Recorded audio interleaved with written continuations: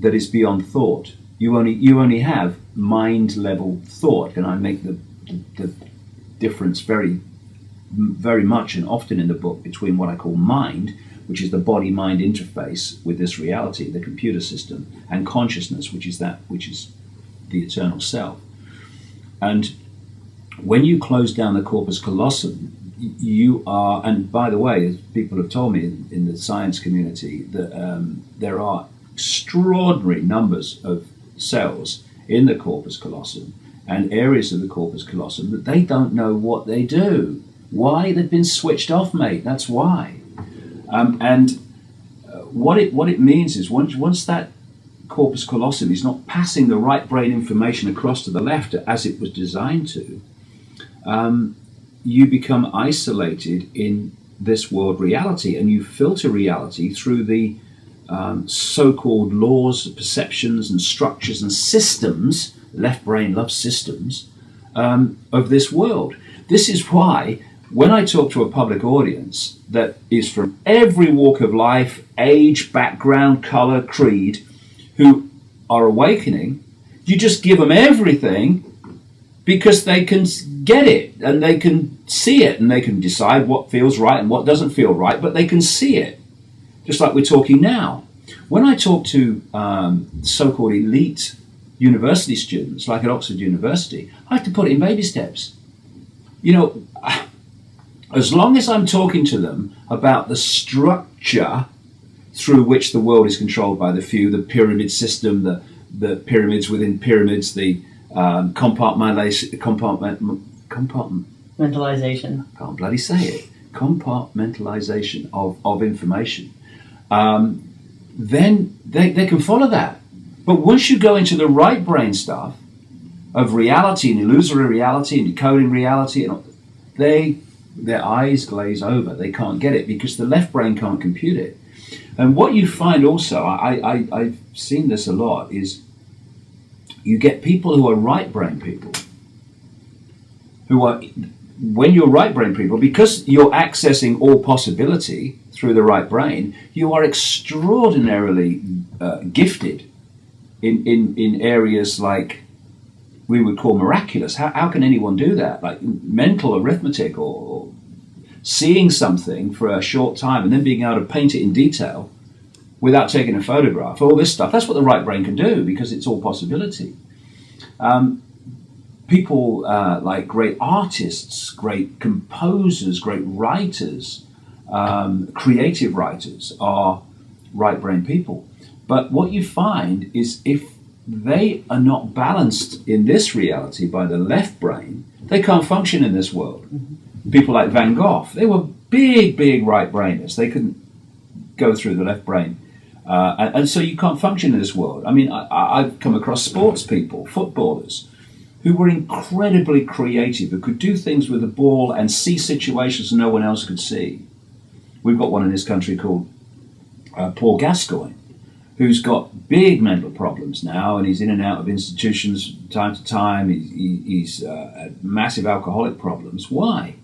Because he's a right brain person who can't function in left brain society. And I see a lot of that. And what we need to try to do in all of us is to get this balance between the two, so that we can function in this world and make a difference in it, but also access this intuitive, creative knowing that everyone can access. It is our right. It's our natural state.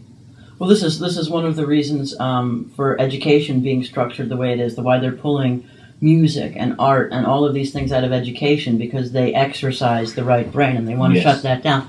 For instance, not only are we connected to everything else, we're also connected to each other, and people have lost the ability to use this connection. I was waiting on an email from you the other day, and it was one of the few days that I actually hadn't been busy in a very long time, and I thought, I'm going to have a little nap. That would be a brilliant thing to do. So I'm having a little nap, and I was dreaming, and I dreamed, I've got an email from David. Brilliant, I've been waiting for this email. And I woke up, and sure enough, sitting in my email, in my inbox was the email that I was waiting for. Anybody has the ability to do that because we're all connected on a higher level, and yet that connection has been severed. And one of the major ways of severing it is education. It's why people are forced to send their children to school, why homeschooling has been, increasingly under attack Absolutely. in this country and in America and everywhere. Yeah, and you can explain this so simply because, again, from what we've just been talking about, the right brain is our connection to the great out there, if you like, the unified field that connects all of us. When you shut down that right brain, you're isolating perception in the left brain, which is very, not even symbolically, is, when isolated, a box, a cell of perception. You're then disconnected from this. You're not disconnected from the unified field. You can't be. You're disconnected from a sensitivity to it. Because if you don't think something exists, you're very likely not to have a sensitivity to it. And therefore, this process of imprisoning people in the left brain has disconnected us from this, as you describe, this unity. And as we awaken and we start to get more and more sensitive to this field, then we start to get back to this unspoken communication through intuition and knowing over what we call vast distances. But there isn't any distance. There's no time, there's no space, there's no distance. It's all the way we decode information, like a computer decodes time and space and all the stuff from a computer disk. It's information. And so it's yet more evidence, it's yet more confirmation that the real nature of humans is infinitesimal now compared with what it was and will be again, by the way. Credo Mutwa lives not far from the Kalahari Desert, and of course in that area you've got the Bushmen, the Sand people, who incidentally say that in an area, that part of South Africa, the first humans were made, what we would call the first hacked humans were made, or created, and that they were created by the great dragon. So this reptilian thing keeps coming in wherever you go. They've actually found in that area evidence of serpent worship 70,000 years ago. That's how far we're going back. But you have a situation with the Sand people and the Bushmen, what became known as the Bush Telegraph, of course, where they still have, because they don't go to school or read the daily paper, they still have this sensitivity where they can communicate over long distances, where they just know they have to go back home because something's wrong, or they know that this is happening, or they know someone's in trouble, or they know instinctively where someone is if they're trying to find them. These are not miraculous, oh my goodness me, he's an amazing man, he can do this. No. One of the things that I look at in the book is situations where you've got people, one of the names they call them is autistic savants, who often have something wrong with the left brain. And what that does is it disconnects the left brain from its state of dominance as it is in most people. And so they become more right brain.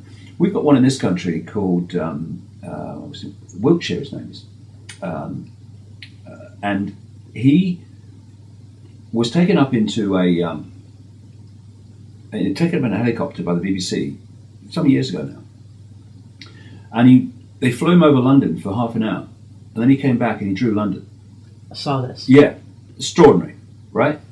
And there's another guy who is in the same situation, and he learns languages for fun. He learned Icelandic in a week, which is an extraordinarily difficult language to learn. And his Icelandic language teacher said, this man's not human. What the point he'd missed is he was human. He is human. He's the humans that we once were and will be again, because of the problem that because the left brain has lost its dominance in such people, they then access this infinite potential that we call miraculous, but it's not. It's how we're meant to be and how we were before the hack and how we will be again.